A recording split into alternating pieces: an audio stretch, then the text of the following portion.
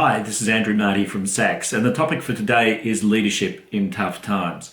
So what we're going to be doing in this presentation is we're going to be taking you through some research about what leadership looks like in tough times and the needs of people in leadership in tough times.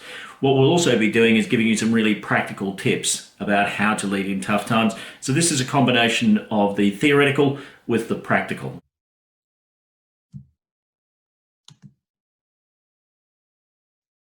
So firstly, just addressing the question of what is SACS. SACS is a company that's involved in organisational psychology. We're involved in psychological assessment. We conduct wellbeing and engagement surveys, and we undertake 360-degree feedback for an extremely wide range of organisations.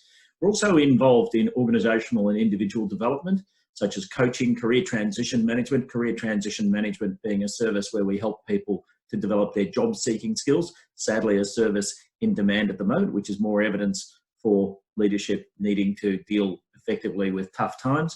We also provide services such as workforce planning and change management, and we're also involved in the development of recruitment processes, including delivering that, so we recruit for organisations. We use the scientist practitioner model. Our main research partner is Deakin University, and we have worked with other unis as well, but we've had many publications due to our partnership with Deakin over the past 3 or 4 years in particular. We take an evidence-based approach to people management in effect, and that's why in the course of this presentation you will see many citations of research articles. So firstly, just to start off with a definition of what we mean by leadership in this case. Leadership is universal for higher level primates. Every group of primates has leadership. Interestingly, if you're a chimpanzee, your leader is going to be male. If you're a bonobo or a pygmy chimp, then your leader is going to be female. But one of the things that we know is human beings, baboons, there are leaders in all of these groups, and not just in higher level primates. There are also leaders in an extremely wide range of animals. And what you tend to find is that leaders make things work for groups. So for the purposes of this exercise, we're going to say that leadership is something that's required for people to be successful and have high levels of well-being. But we're also going to say that for the purposes of what we've covered today, a leader is a person people want to follow. Now, what we mean by that is that a person who is a manager may well be the sort of person that people want to follow, but may also not. Management, in our view, is the issue of doing the cognitive or intellectual parts of the leadership task. And what we mean by that is that we're talking about characteristics of being able to work out things like splitting up tasks, undertaking strategy, organising budgets. They're all cognitive tasks. But a true leader is somebody that people want to follow. So that's the interpersonal aspect of leadership that we're talking about, a psychological perspective on leadership, and that's what we'll be using as a definition for the course of this presentation. So we'll be starting off by talking about tough times. I've called this presentation Leadership in Tough Times. So what do we mean by tough times? We'll be talking about stress and stressors and how the brain reacts to these stress effects. We'll be talking about whether everybody gets equally stressed. Now, you know as well as I do that they don't, but we'll be investigating why and how people's levels of stress sensitivity vary. We'll be talking about a thing called resilience. What are indications that somebody's stressed? And also we'll be looking at some indications that you personally may be stressed. And what we'll be doing is that we'll be coming up with a range of techniques, practical techniques about how to lead in tough times. So we hope we send you away with some really practical ideas about how to lead more effectively in tough times. Firstly, to talk about life stressors. So this is a study which took place decades ago, as you can see, but in fact, there have been multiple studies to validate this in recent times.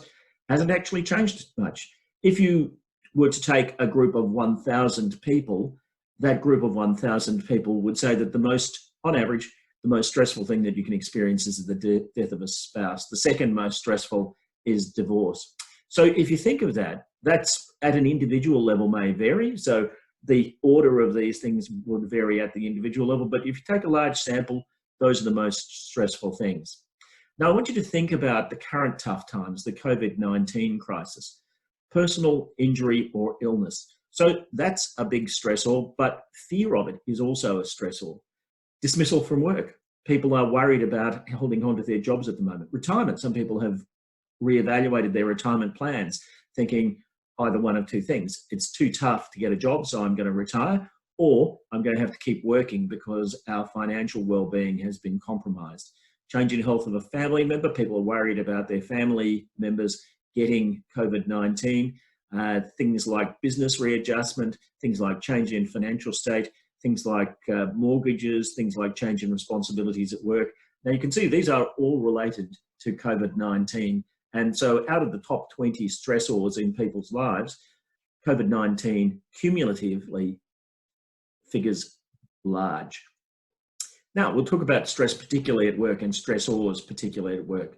There are two types of stressors at work. One is good stressors, and they're called challenge demands in the research literature. For instance, in the Podsakoff et al. Article that we cite on the bottom left-hand corner of this slide, challenge demands are good stressors. So pressure of workload. We know that if people are in a situation where they have what's necessary at work, extra work doesn't mean that they're going to end up with lower levels of well-being. It can increase their levels of well-being.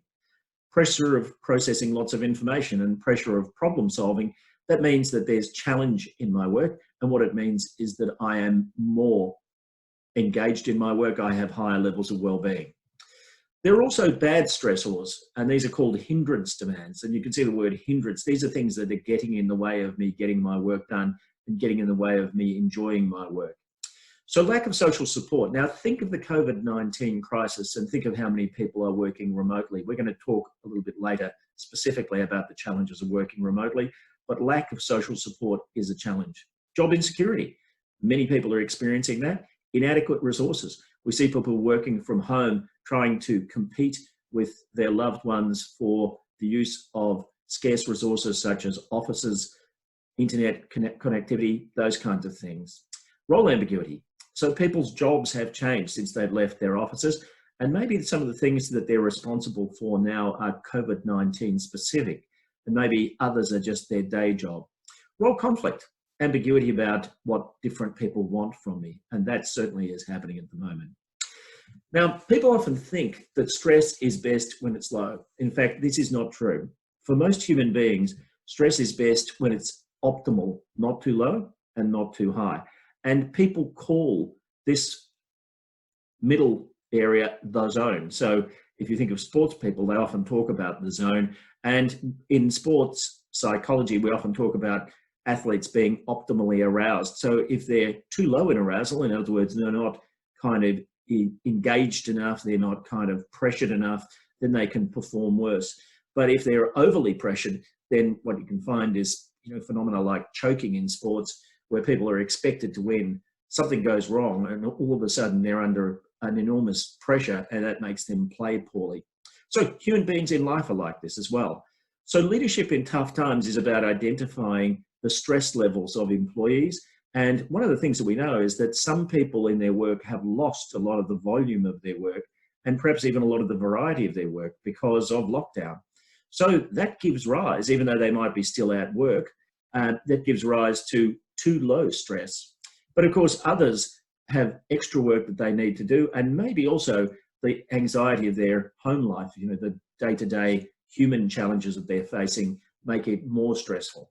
So performance varies with this inverted U. This is called an inverted U because it kind of looks vaguely like an upside down U, but also so does well-being. So well-being is at its best when people's levels of stress are in the middle.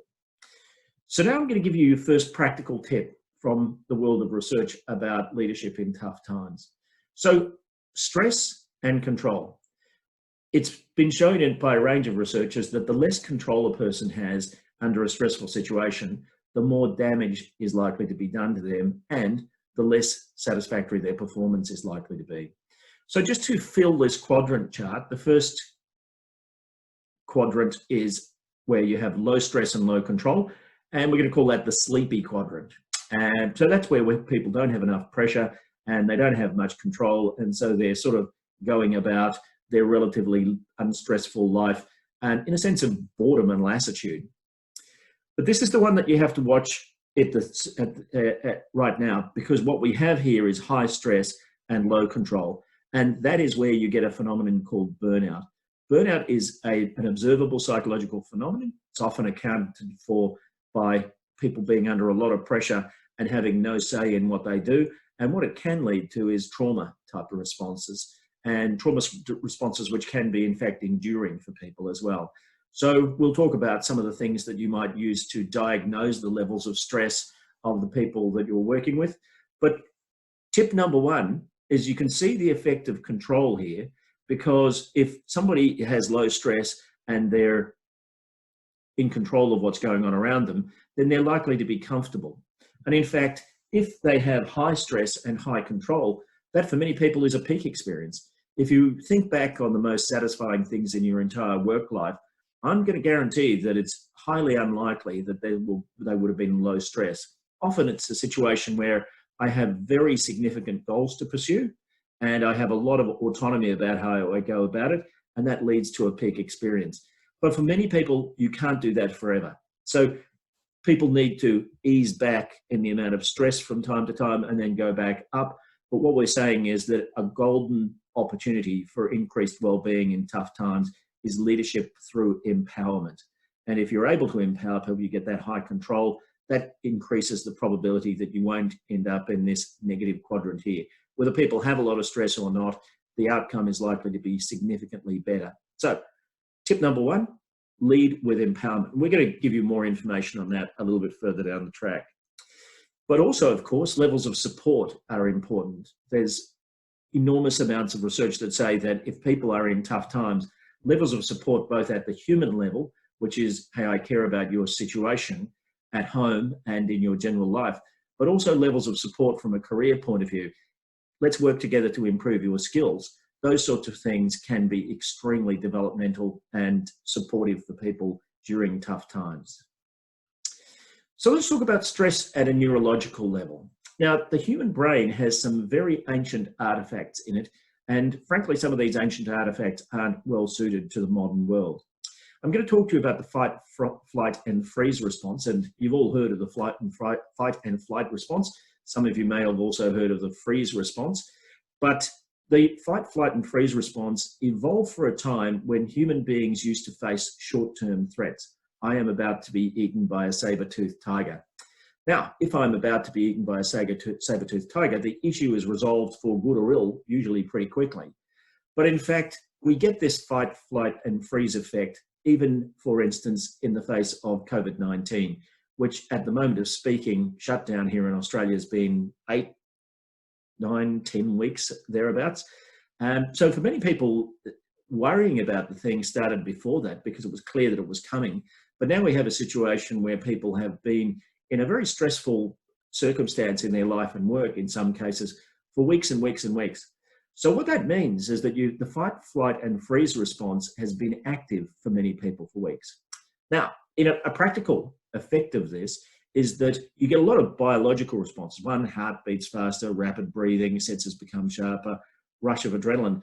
But there's a number of things which show how kind of primal this whole response is. So for instance, if you look at people in fight and flight response, fight, flight, or freeze, what tends to happen is that their pupils dilate. And the reason that their pupils dilate is because in many cases, the threats that human beings faced back in the days of the hunter-gatherer, they were worse at dusk. So the purpose of the pupils dilating is that it gives you better peripheral vision, particularly in low light. And so that means you're just harder to sneak up on. Threatening species that want to eat you have difficulties catching up with you and sneaking up on you because your peripheral vision is better, and so you're more likely to see them. So that's something that's perhaps not obvious, but it happens. Second thing is, did you know that during fight and flight, people's immune system is either shut down or attenuated? And the reason for that is because the whole fight, flight, and freeze response is about short-term threats. And the short-term threats, you turn off all of the unnecessary parts of your body in order to be able to deal with the necessary challenges. So do I care about getting a cold? Or in fact, do I care about getting cholera if I'm just about to be eaten by a saber-toothed tiger? So what evolution has done is that it's taken this expensive thing, this thing that takes a lot to run our immune system, and it's turned it off in order that we can avoid the short-term threat. Now, of course, the effect of this is that when people are under stress for a long period of time and their immune system is suppressed, well, they pick up illnesses more often. When I used to lecture at university, we noticed that around exam time, the clinic would fill up with people with upper respiratory tract infections and those sorts of quite observable infections. But the reason that this had happened is because people had been in fight, flight, and freeze mode for a long time. So the fight mode is all about attacking the threatening thing that's threatening you. Flight mode is about running away. And freeze is where neither of them are going to work. And so you kind of go on hold. But there are emotions attached to this. So the fight mode, that's why we get angry. The flight mode, that's what fear is about. And the freeze mode, that tends to lead to a sense of depression, a sense of gloom that I can't attack or run away. So we also know that when people are stressed, they have less capacity to think creatively. And I'll get into that in a little bit more detail when we give you some diagnostics about how to diagnose your own or other people's stress. Just to explain this in simple neurological terms, there's a differentiation between the inner part of the brain. You see, this is from a thing called the Human Connectome Project, where the main connections, main neural pathways in the human brain were mapped. You see, this is a little separated from the outer part of the brain. So this is often called the old brain, and this is often called the new brain. In child psychology, they often call this the upstairs brain and the downstairs brain. Now, the downstairs brain evolved in order to be self-protective. It's all about, I will avoid harm. The upstairs brain evolved to work effectively in a social environment, in a complex world where we have cities and complex interactions. Now, let me tell you a strange truth about the human brain. It doesn't speed up and it doesn't slow down. What that means is that for any point in your day, awake, asleep, or whatever, your brain is consuming around about the same amount of energy. You can't speed it up by concentrating hard on something because it will not take more energy from the rest of the body on balance. And the reason for that is that if you sped the brain up or slowed it down, it's a very delicate piece of equipment. It's likely to get damaged.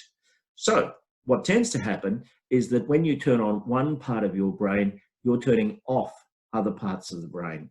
So for instance, if you become angry or fearful, you're turning on your amygdala and you're turning on your hypothalamus. They're very much part of the old brain.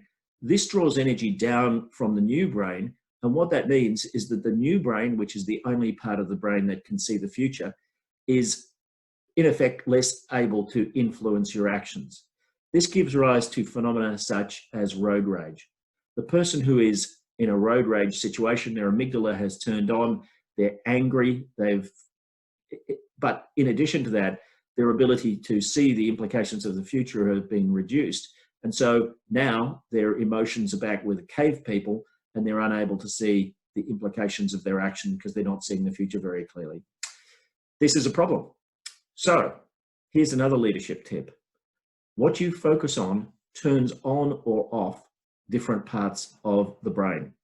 And so we're going to suggest that it's very valuable in tough times as well as other times to focus on issues which will turn on the new brain rather than the old brain. So what turns on the old brain? It's turned on by things like a focus on the past or a focus on emotions tends to turn the old brain on as well. So the kind of core emotions of the old brain are anger, fear, and depression. So fight, flight, freeze. And it's largely unconscious. People do stuff according to their old brain all the time. If you've ever found yourself standing by the fridge on a Saturday night, pulling another beer out or a slice of cake or whatever, well, it may well be the old brain that's influenced that behavior. People estimate, by the way, that maybe up to 70% of our behaviors are old brain and unconscious. But of course, it's not very good at learning new stuff. It's a little resistant to change. The new brain is able to focus on the future, and the emotions tend to be collaboration, affiliation, goodwill, optimism. It's the seat of consciousness, whereas the old brain is largely unconscious. So that's the driver of change and learning. So what we need to do in leadership in tough times is to be new brain in our leadership focus. So we're going to focus on things like the future. We're going to focus on things like solutions. We're going to focus on logical stuff. We're going to focus on stuff that's creative. We're going to focus on stuff that requires thinking and planning, because what that will do is that will tend to enhance well-being by causing people to have more of these emotions and less of these emotions. This is a technique that's used increasingly in customer service now. Cause the customer who's unhappy to tell you what they want, to make a picture of the sort of future that they're aspiring to. You then try to help them, and what you'll tend to do is take the negative emotions out of the interaction very clearly. So before we get on to some of the techniques about how to do that, firstly, I want to teach you how to focus on stress indicators. So the first of these are stress indicators for you personally. Do you feel overwhelmed or frustrated? Do you feel guilty or unhappy? Do you feel irritable from time to time? Are you losing confidence? Are you being indecisive? Are you thinking negatively? Do your thoughts race from time to time? One of the things that I've heard a lot of people say at the moment is that they're having trouble remembering things. No, we're not getting older. We're maybe not drinking too much. Sometimes stress will make it difficult for you to remember things, and also excessive worrying. Now, it might seem strange to ask you questions about whether you are stressed and give you indicators, but in fact, many human beings are very poor judges of their own stress level. They'll tell you that they're all right, but you see from their behavior that they're making mistakes or losing track of things, or maybe not sleeping well or whatever. Stress indicators. So a couple of days ago, I ran a workshop with about 300 people in it, a digital workshop, and we asked a poll about what sorts of experiences people have noticed personally during these current circumstances. And it was really revealing. This is a confidential poll, but 300 is not perhaps 1,000. It's probably not enough to write a research article, although I certainly see plenty of research articles with smaller samples than this. But what we found was that 64% of the people who responded to this survey said that they were feeling overwhelmed and frustrated, or had felt that way in the last week. Irritable, thinking negatively, losing confidence and being indecisive, memory problems, nearly 40%. So what that's saying is that these are tough times. There are a lot of really serious differences to people's well-being that are taking place in these tough times. Now, what about your colleagues? Are your colleagues stressed? Do they seem more anxious than normal? Are they losing their temper more? Are they noisier? One of the things that I'm hearing a bit of from leaders at the moment is that when people are speaking to their colleagues, it's harder to get them off the phone. It's like they're needing to be reassured.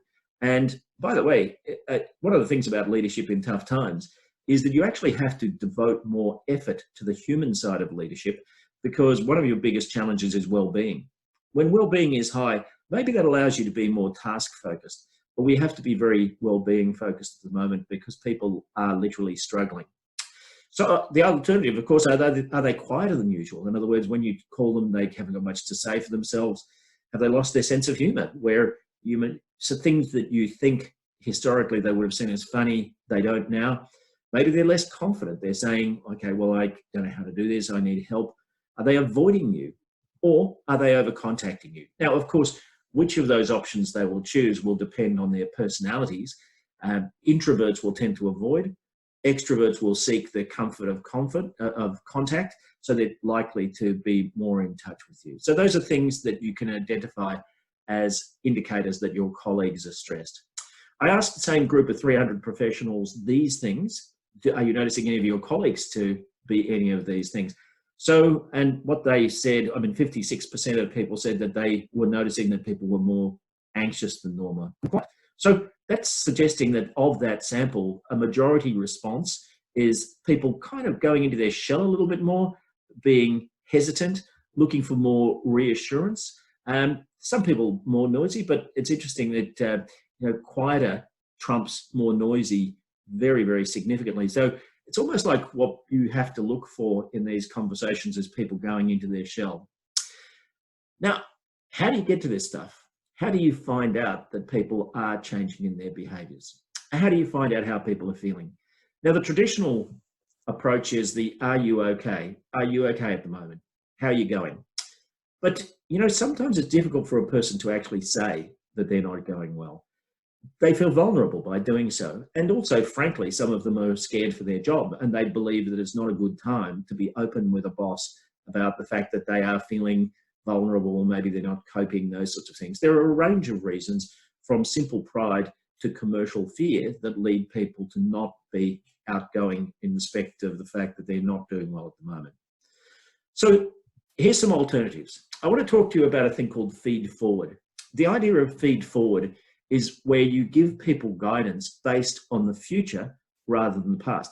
Feedback is if somebody hands you a report and you read the report, okay, this is what is wrong with this report. That's feedback.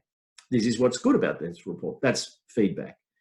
Feed forward is to say, okay, so thanks for the report. What I need you to do to get it ready to be sent out to clients, customers, the board, whatever, here's what I need you to do. Here's what will turn it into a really good report. That's feed forward. Feedback is, I saw you interacting with this customer. What you did wrong was 1, 2, 3, 4, 5, and what you did right was 1. Feed forward is, hey, the next time you see a customer, I need you to ... fill in the dots. That's feed forward. So feed forward is known to be an effective technique. We know that if you're trying to teach people new things, using feed forward causes them to have quicker learning than feedback. People don't like feedback. If you want evidence on this, just walk up to somebody and say, I have some feedback for you. And you'll see from their non-verbals that they don't think it's a good thing. People say people like feedback. Nonsense. The vast majority of them hate feedback. The good news is you don't have to use feedback. You can use feed forward. But how about getting information on things like vulnerability, I'm not coping? Feed forward once more is a solution. You can ask for feed forward rather than feedback. Asking for feedback is, okay, how are you going? You're coping, you're all right. That's feedback. So asking people questions like, anything I can do to help this make us work as well as possible. And that's future focused. Let's talk about anything which is getting in your way at the moment so I can help you get on top of it. That's future focused. Do you have any suggestions about how to make these arrangements as successful as possible? That's future focused. So for instance, if you want guidance on your own leadership, one of the worst things to do is to say, how am I going leading you at the moment? What do you think of my leadership? That's an incredibly difficult question for people to answer. An alternative is to say, is there anything I could do in terms of my interactions with you to make you more successful, to increase your well-being? You'll often find that people can be very honest in the face of feed forward in a way that they can't in the face of feedback. Now, making these things future focused turns on the new brain and leads to optimism and problem solving, and it lessens the probability of fear, anger, and depression. Is everyone equally stressable? Well, the answer is no. Here's a reason why. People are variable in a characteristic called resilience. I'm going to talk a little bit more about what resilience is, but resilience is kind of the capacity to cope. And there are some things which are genetic. A person's cognitive ability appears to be 70 to 80% genetic. A person's personality, 60 to maybe at 70 or 80% genetically determined. You get some arguments about which, but I think virtually all psychologists argue that there's an extremely strong genetic component to personality. But then a person's skills can make them more resilient, their experience can make them more resilient, and their attitudes and values can make them more resilient. So let's look at some of these characteristics. Firstly, a definition of resilience: the general capacity for flexible and resourceful adaptation to external and internal stressors. This is a sort of a standard psychology definition of resilience from a gentleman by the name of Clonan. Now, this might look complicated, but what we're saying is, firstly, general. In other words, if a person is resilient, they will be capable of coping with with most things. Flexible means that they can change their approach. Resourceful, I can do with what I got in front of me rather than needing more and more stuff. External stressors are things like economic downturn and viruses. Internal stressors are things like our anxiety and also if we're ill or tired or whatever. External or internal stressors. So it's a protective factor against mental health problems. And people who are resourceful in this way tend to be able to experience positive outcomes from stress, like post-traumatic growth. Now, post-traumatic growth is something that's had an enormous amount of research on it in the past 10 years. We've all heard of post-traumatic stress, and we know that sometimes when people go through extremely negative situations, what they get is post-traumatic stress. But they can also have post-traumatic growth. And it seems about 30% of people who go through really stressful situations can actually benefit from them. And how do I mean benefit? I mean happier. I mean less anxious, less depressed, more confident, higher levels of self-efficacy, that capacity to believe I can cope. So having an easy life does not make you more resilient. This is absolutely a fact. Life stressors can be very good for us in that respect. But why and how do some people get post-traumatic growth, whereas 70% of people either are the same from a well-being point of view or worse when they go through these negative experiences? Now, benefits of resilient employees. I'm not going to spend any time on this. I don't have to sell you the benefit of resilience. Everybody wants it. I know that because people ring me up all the time asking for how it can be achieved. But why some people are more resilient than others and why people will have post-traumatic growth rather than stress, there are some genetic components. One of the drivers is a thing called emotionality. When people are emotionally stable, in other words, they have low emotionality, they are more resilient. When people are emotionally unstable, they are much less likely to be resilient because their emotions are loud in their head. Things like fear, anxiety, dependence, meaning I rely heavily on other people to validate what I do, and sentimentality, where I'm bonding emotionally with other people, both for good and ill. Those kinds of things make my life more stressful. So high emotionality means low resilience. The second component is a thing called conscientiousness. When people are organized, hardworking, and prudence, that has an asterisk because it's very important. Prudence means I don't do things impulsively. When people have high conscientiousness, what that means is that that combination of high conscientiousness and low emotionality leads to a resilient personality. In addition, extroverts tend to be a bit more resilient than introverts. These two are most important, but yeah, introverts tend often to be a little gloomier, and liveliness is all about being chirpy, cheerful, and optimistic. And we know that extroverts tend to be a little more resilient than introverts, purely and simply because they tend to be more optimistic and cheerful, and also because they interact with people more. And as the old saying goes, a problem shared is a problem halved. So social interaction tends to gives people resources to be more resilient. So there is such a thing as a resilient personality. And then cognitive ability, how smart you are can affect how resilient you are. If you have low levels of emotionality and high levels of conscientiousness, high IQ will make you more resilient. If you have low levels of conscientiousness and high levels of emotionality, high IQ can actually reduce resilience. And the thought is that what happens is that people who have the high levels of emotionality and high IQ, they simply can dream up more catastrophes. They're kind of geniuses at fretting, if you want to put it that way. So that's a bad combination. But one of the things that we also know is that if you're going to try and predict whether somebody's likely to succeed at work, the IQ is a very good predictor of this. And so what that means is that when people have high IQ, they tend to get through their work quicker, they tend to make less mistakes, and so they're intrinsically less stressed, which gives them a probability of being more resilient. Values. We're not going to spend much time on values. All I really want to say about values is that now is a time, tough times are a time for organizations to demonstrate their values. Where an organization makes decisions which are clearly in line with its values, then that's going to work. And people, I think, feel that when organizations run into tough times, levels of well-being must decline. Not so at all. In fact, when organizations run into tough times, their levels of well-being can actually increase and improve because people pull together. What makes levels of well-being in organizations worse is not the tough times, it's the way the people within the organization respond. So if people's levels of behavior, being supportive, being empowering, creating clarity about goals, being supportive at a human and at a job level, all of those sorts of things, if they increase during tough times, then you'll get an improvement in levels of well-being. So I think people should really understand that what we know from the world of engagement and well-being research is that culture is behaviors. If people behave well, irrespective of the circumstances, you're going to have good levels of engagement and well-being. If people behave poorly, even in the most easy and favorable situation, people's levels of well-being will decrease. Now, resilience can be recruited for. This is an instrument that SACS runs for many clients. It's a resilience assessment. And as you can see, this particular individual is high on resilience, score of 62. That's a T score. Average is 50 and 10 is a standard deviation. So this person's comfortably above population average. Now, what will drive that score will be a combination of nature and nurture, but this is a resilient person.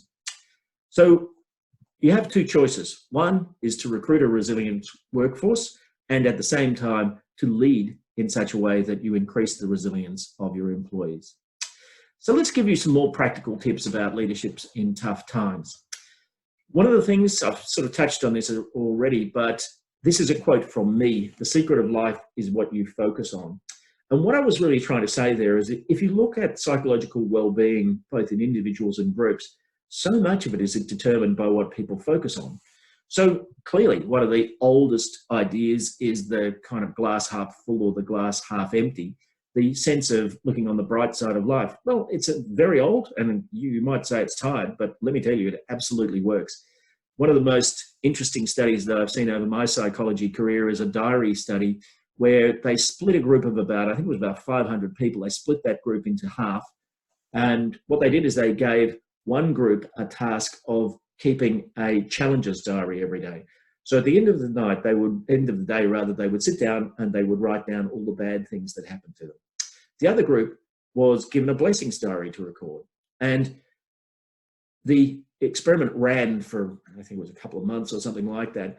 But what they did is they measured well-being before, during, and after the experiment. And what they found at the end was that the people who had kept the challenges diary had markedly lower levels of well-being than the people who had kept the blessings diary. Why? Because they had focused on the good things in life. And not only that, by practicing focusing on the good things of life, they had improved their neural pathways for seeing the good things in life. So they'd improved their well-being. A focus on solutions rather than emotions. Sigmund Freud believed that you had to tell deeply how you felt about things. And we understand why he had that view. He felt that by talking it out, you would be able to kind of lessen its effect on you. But in fact, if you talk a lot about bad stuff, one of the things that we know from neuroscience research is that you're actually creating the capacity to focus more on bad things. It's practice. And when you practice anything with your brain, it will become better at it. If you focus on solutions, what will happen is that you will create a sense of optimism. You'll also increase your resilience and self-efficacy because you become more capable of seeing solutions. You're practicing solutions, if you want to put it that way. A focus on the future. Now, a focus on the future, I've already shown you, that will turn on the new brain and it will turn on emotions such as optimism, collaboration, teamwork, those kinds of things. A focus on the future. How far down the future do we need to go? It doesn't have to be months. It doesn't have to be years. It can be tomorrow.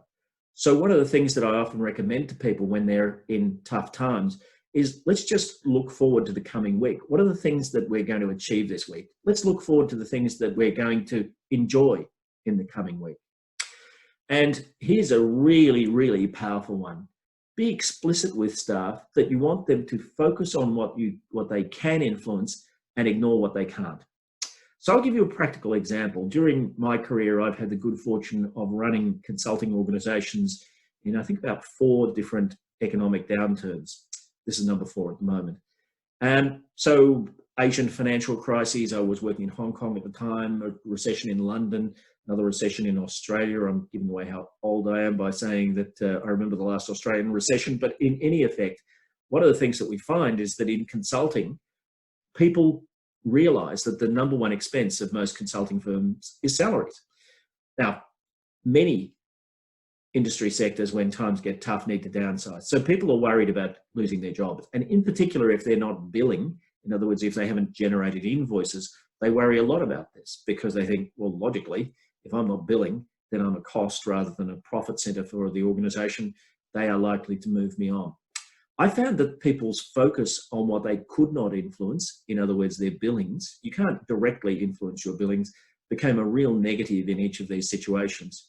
So in a couple of them, I banned people from considering their success for a week in terms of their billings. We got together as a group, and we agreed about the activities that were going to make people more successful in the long term. And they were practical things like, let's do really good work. They were practical things like, let's see more people. They were practical things like, let's send out more proposals. All of those sorts of things are things that anybody could influence. And we didn't even talk about the billings for a matter of a couple of months under these circumstances. Now, what happened is that people were able to send themselves home winners each week because, hey, I got the activities done that I committed to at the start of the week.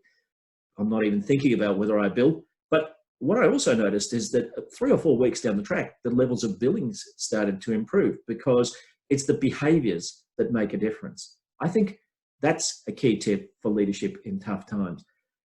Get people to focus on what they can influence and forget what they can't. They can't influence economic situations. They can't influence viruses. They can affect their own behaviours. And so what we're talking about here is a thing called the locus of control. Locus just means where is control. So this is a person with an internal locus of control. This little red star is control. A person with an internal locus of control has what counsellors like to call agency. What I mean by that is that they believe that they can have a big effect on the outcome of their own life. Agency means I can affect my life. A person who has an external locus of control is a person who believes they can't influence their own life. Now, leadership in tough times and good interventions are all about taking an external locus of control and making it an internal locus of control. In psychological well-being, when you get a group of people who clearly have internal locus of control versus external locus of control, you compare their well-being, which is things like anxiety, depression, and you find that these people have considerably better psychological health than these people. So some of that, sadly, is the degree of emotionality that they've been gifted in their genes.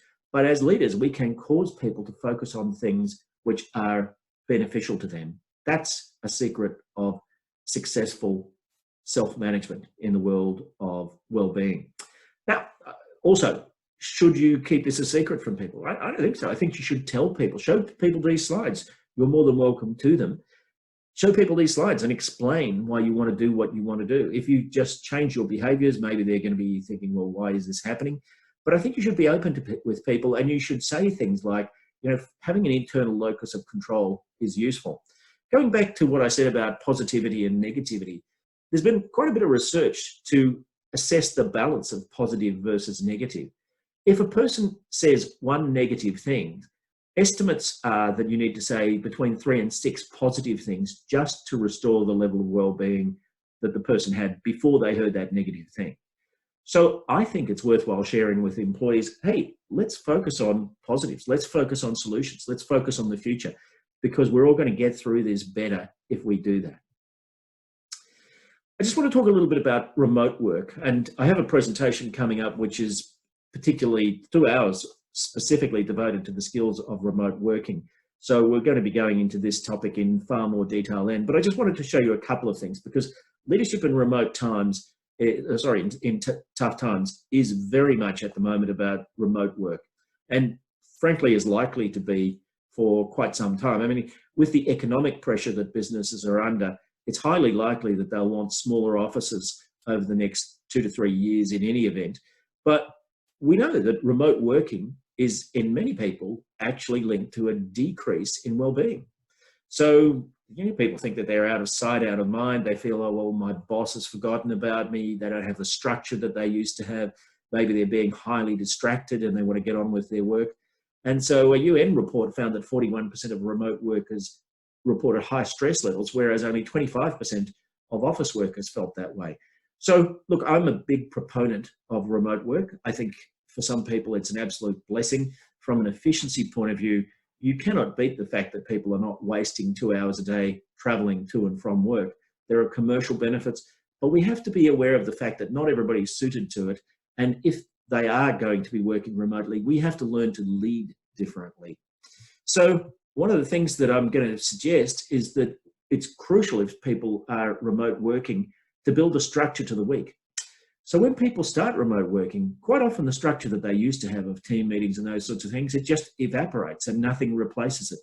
Having predictability is very powerful for human beings. People in general love the fact that they can rely on a structure, and they realize that there is a system here. Now is a good time for empowerment. You know, I'm going to suggest that it's a great idea not to be a top-down boss at the moment, not to be exclusively a top-down boss. I mean, obviously, you still have to retain the top-down capability, but empowerment is very powerful, as we showed you with the diagram about stress and control. I think that one of the key truths that comes out of the concept of leading remotely is that you actually have to plan to contact people. It's best if you let them know when you're going to, but even if you just drop in on them, you know, call them for a Zoom meeting or get them on the phone or whatever, you know, catch up with chats through Microsoft Teams or emails or whatever. You don't have the typical informal contact that you have by bumping into each other, accidentally catching up. So you actually need to be more conscious of creating contact. One of the things I think is really useful is being conscious of creating team tasks. So leaders can be individualistic, whereas it's things like, Mary, can you do this? Bill, can you do this? Jane, can you do this? Team leadership is, hey, Mary, Bill, and Jane, let's get together for a meeting and discuss how we're going to solve this problem. Or, hey, Mary, Bill, and Jane, can you get together for a meeting and suggest how to tackle this problem? Encouraging people to work together causes them to be more socially integrated, and it helps to overcome some of the separateness that people have working remotely. Do social stuff, end of week quiz, end of week drinks, those kinds of things. And one of the things that we have to understand is that returning to the workplace will also be a stressor for many people.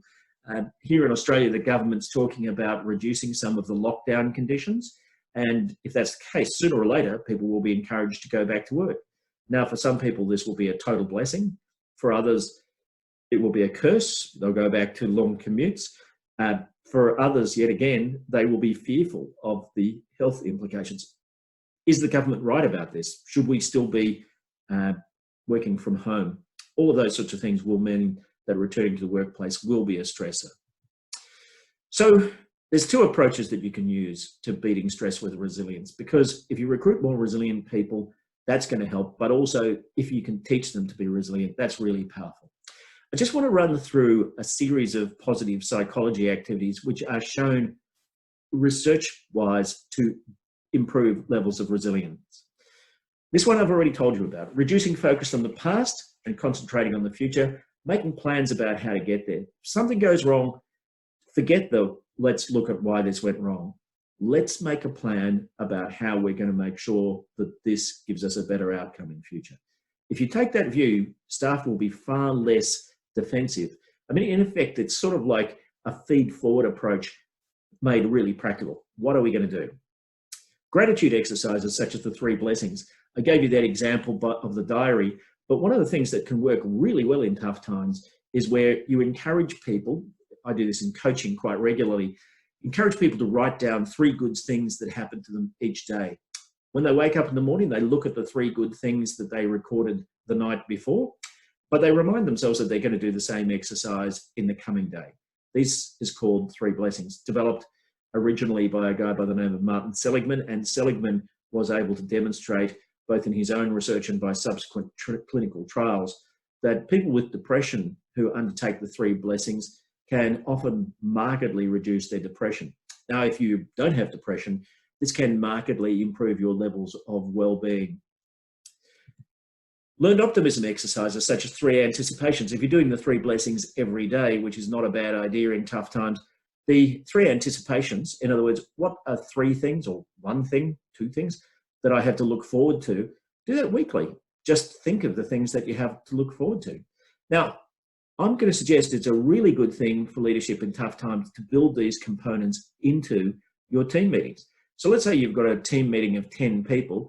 Let 3 of them know that you want them to come up with a blessing at the end of the meeting. Now, the blessing is, okay, I just want to hear about a success that you've had, a good thing, a good experience that you had. Could be some good feedback. Leave it up to them. But they will know that coming to the meeting, I have to tell people about 3 good things and rotate them so different people come up with these things each week. Then learned optimism exercises. So one of the things that can be really useful is you might say to people, okay, well, what are you looking forward to in the coming week? Or you might tell them what you're looking forward to and ask for other suggestions about what will be good things to look forward to. Doing all of this increases the level of well-being in the workforce. And if you do it enough, it'll not just increase levels of well-being, it will increase levels of resilience, and that will make well-being far more defensible. Acts of generosity. Human beings have evolved to live in social situations. We need to be generous. People think that human beings are intrinsically selfish. Well, that's true because we have our old brains too, still, but we're also intrinsically generous because we have our new brains. And the new brains are all about affiliation. There's a concept in social psychology called convivence. Convivence means simply we have to live together. Convivence is all about finding effective ways of living together, and we have evolved these characteristics.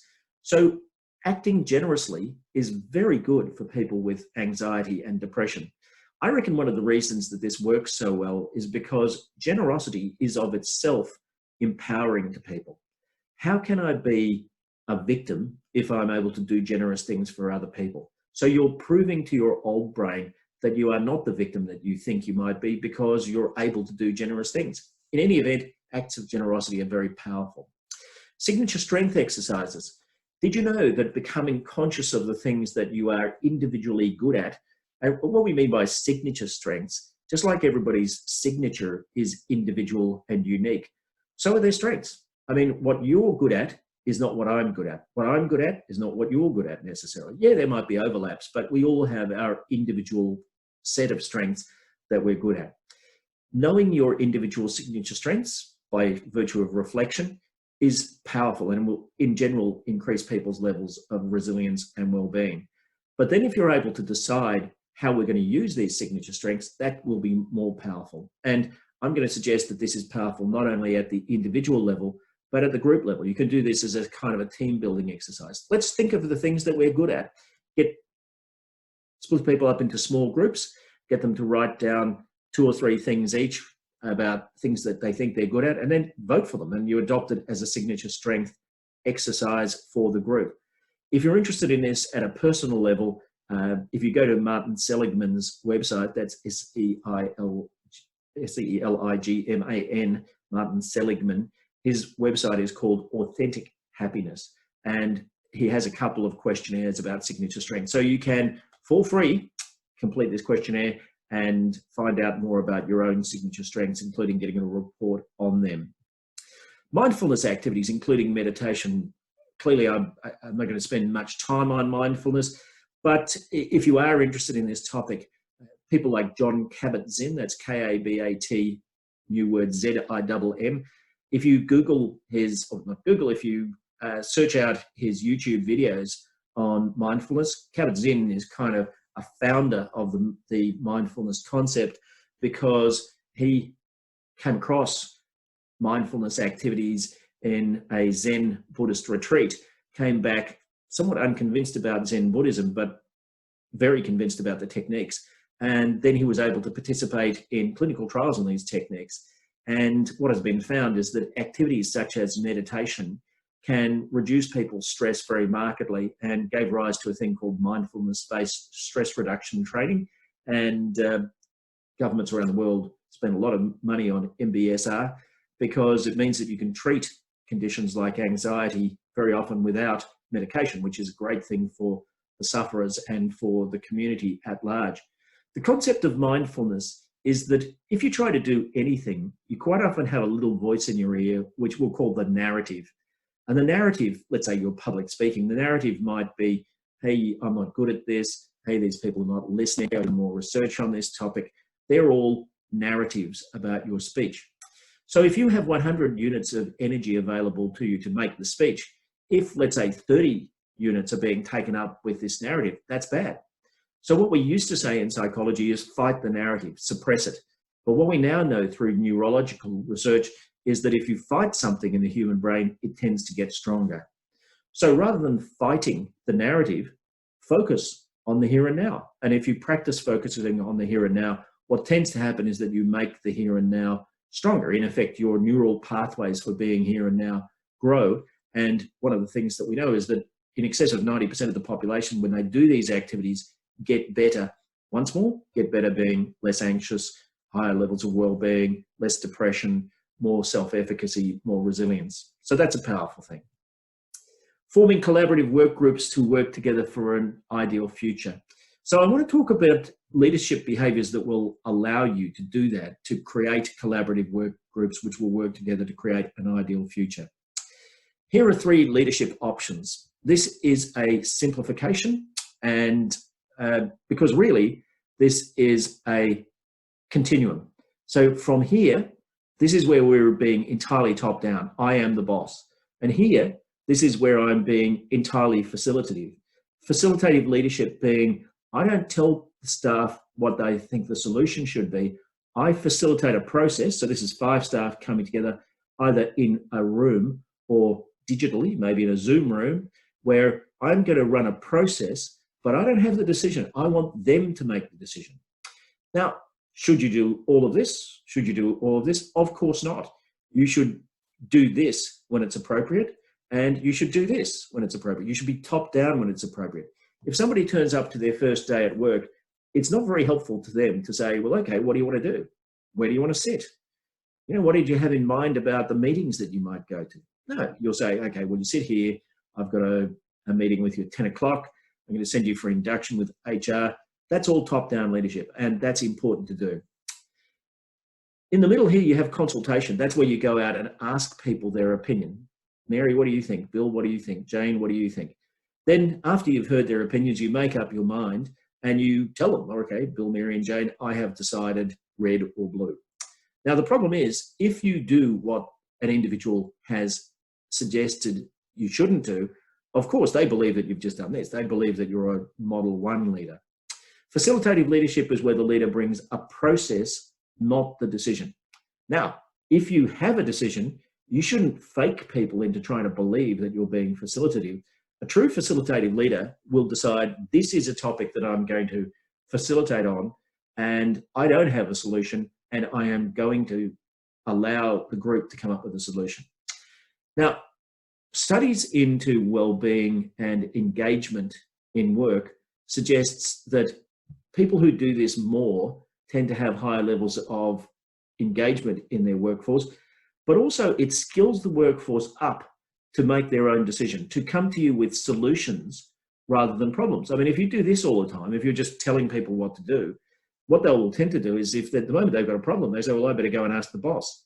Whereas if they've been schooled in this style of decision-making, when a problem arises, they might get together and say, okay, well, what do we think we should do about this? And they would then come up with a couple of solutions, and they say, well, look, boss, we've got a couple of solutions here. We think this issue needs to be dealt with. Can we run these past you? What do you think? And a good facilitative leader will, on occasions, think, oh, well, I would have done it differently. But look, the benefit I get from the empowerment of these people is such that I'm simply going to go along with their solution.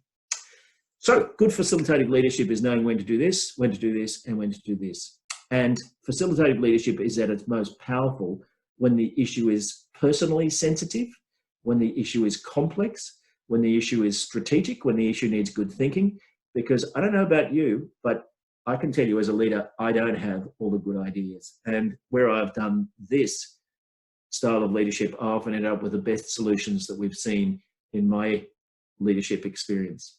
But for leadership in tough times, doing this, and appropriately doing this and this, but doing enough of this gives people a sense of optimism, a sense of control, but also a sense of team that helps to overcome challenges like remote working. So leadership to optimize stress, facilitative leadership, it's empowering, so it provides control to staff. It's challenging, so it tends to lead to good stresses. It creates clarity and reduces ambiguity. That helps with conflicting demands. So when you do a facilitative leadership exercise, you'll tend to find the people in that exercise being on the same page, and it maximizes engagement, so it improves productivity. So here are some final tips. Here's a way of summing up what we've covered today. Empowerment, optimism, supportiveness, and creating a learning environment. Lead as a facilitator. Be prepared to unboss from time to time. Optimize engagement, make stress more manageable. Be conscious of being present with your staff, especially if they're working remotely. It's a good thing just to get on the phone out of the blue and say, hey, you know, how are things going? Can I help in some way? Can I make this better for you? Future focused, feed forward type guidance. Lead for resilience. Consider using some of the positive psychology techniques and building them into your meetings. Be conscious of offering support. EAP, encourage everybody to access EAP if you have that service. Wellbeing exercises such as mindfulness and even doing these activities as a team can be really helpful. So there's some tips about all of this. If you want these slides, don't hesitate to let us know. We're only too happy for you to have them. You should have the link for this video, but if you don't, let us know. And also, please feel welcome to distribute this link to anybody who you like to. We want this information to go out and help as many people as possible. At the back of this presentation, by the way, are references to all of the things that I've cited by way of research through this presentation. So if anybody wants to know more about the research and to follow it up further, just get in touch with us. We'll send you a copy of the slides and you can see all of the references. Thanks for listening, and I hope the rest of your day is optimum from a wellbeing point of view.